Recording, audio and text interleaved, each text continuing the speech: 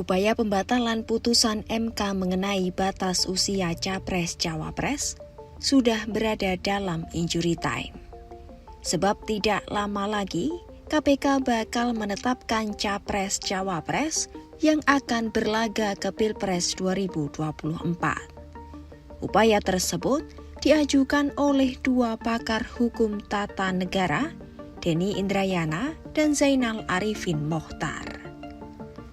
Dalam gugatannya, Denny Indrayana dan Zainal Arifin Mochtar meminta putusan provisi atau sela yang salah satunya meminta penundaan berlakunya putusan perkara tentang ketentuan tambahan pengalaman menjabat dari keterpilihan pemilu dalam syarat usia minimal Capres-Cawapres dan menangguhkan segala kebijakan berkaitan dengan putusan tersebut. Seperti diketahui, dalam putusan MK terbaru, kepala daerah yang dipilih melalui pemilu diperbolehkan maju sebagai Capres-Cawapres meski belum berusia 40 tahun.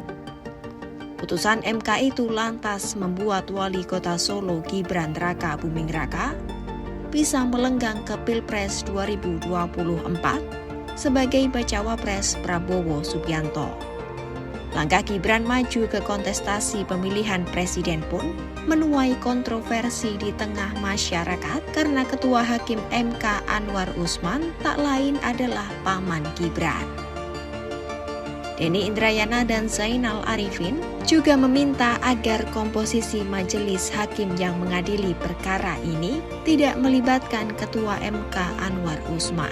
Pasalnya Anwar Usman saat ini menjadi hakim dengan laporan dugaan pelanggaran etik serta konflik kepentingan paling banyak menyusul putusan 90 tersebut.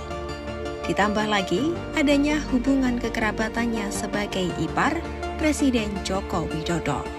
Majelis Kehormatan MK pun telah menyimpulkan bahwa Anwar Usman merupakan hakim yang paling bermasalah dalam kasus pelanggaran etik ini.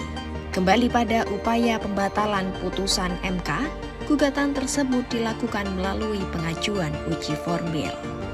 Denny dan Zainal kemudian meminta agar sidang uji formil itu dilaksanakan secara kilat. Hal tersebut dimohonkan sebab tahanan pencalonan presiden dan wakil presiden berakhir pada 25 November 2023. Sehingga dibutuhkan kepastian hukum segera melalui persidangan secara cepat.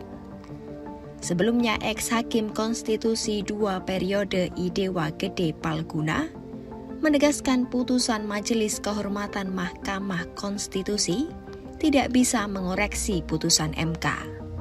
Menurutnya, wewenang MK adalah berkenaan dengan dugaan pelanggaran etik dan perilaku hukum yang dilakukan oleh hakim konstitusi. Sehingga kewenangan MK terbatas pada penjatuhan sanksi kode etik. Namun Palguna juga tidak menutup kemungkinan Ketua MK Jimli Asyidiki bisa saja membuat gebrakan berkenaan dengan sanksi yang dijatuhkan untuk hakim konstitusi yang terbukti melanggar etik.